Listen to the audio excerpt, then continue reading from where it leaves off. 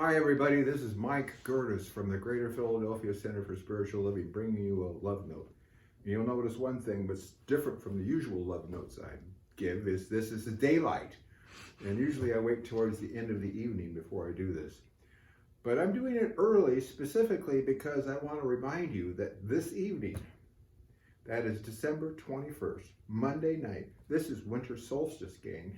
And at 7 p.m., we have the biggest, most wonderful, I was going to say the biggest, baddest, but it's the biggest, most wonderful celebration of solstice you've ever experienced. It's all you need to do. It's safe and sane. Well, mostly safe.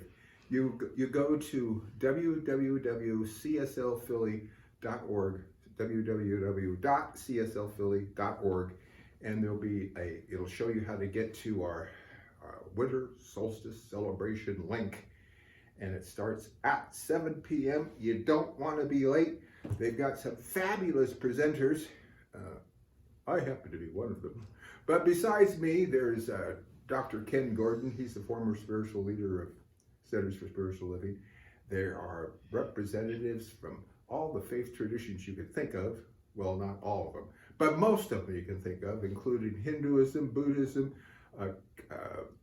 Christianity, Islam, Judaism, and Native American. So it's be a big party. Wonderful music by Daniel Nahmod, and there's some rituals thrown in there too, and some other surprises. Oh, and by the way, Dr. Maxine's got a wonderful meditation for you too. So make sure you tune in tonight. Now, what I want to talk about, since this is winter solstice, is how it goes from darkness to dawn, how it goes from dark to light. Because I don't know about you. Yes, I know about you. The whole world has been going through a bunch of darkness, don't you think? Of course we have. And it hasn't just had to do with the turning of the seasons. There's been darkness pertaining to this pandemic. There seems to be a darkness with regards to the worst in humanity coming out over the election, and before that with the George Floyd problems and racial disparities and political antagonism towards one another. It's been tough. But you know what? That is dark. We're looking towards the light. And sometimes we might say, there's just too much stuff out there.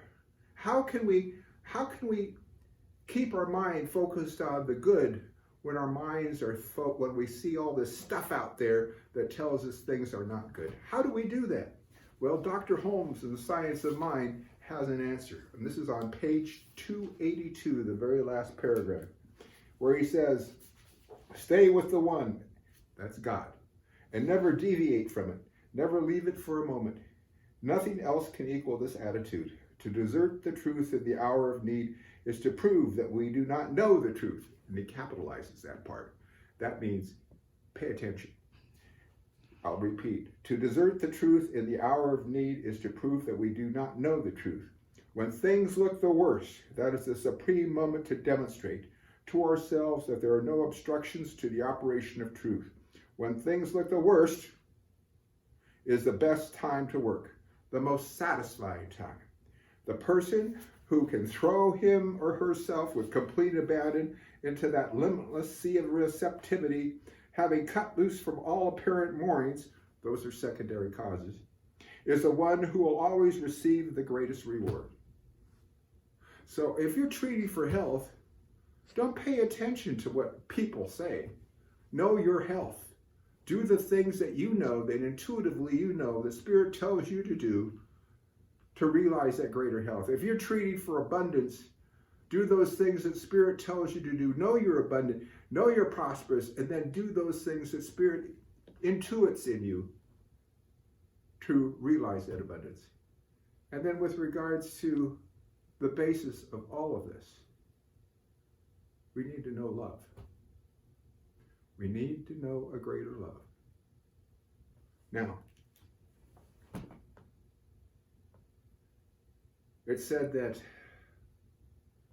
there is no greater love than we give up our lives for the fellow man and woman.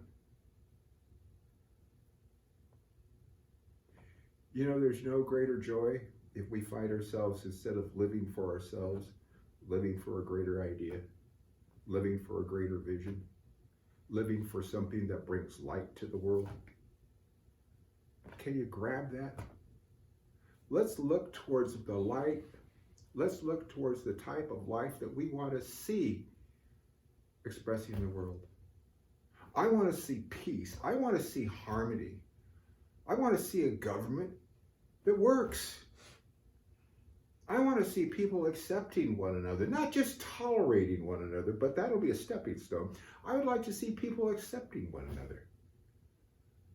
I'd like to see decisions based on science and not think that science was some sort of a conspiracy. These are things that I would like to see. I would like to see people putting their spirituality before stuff.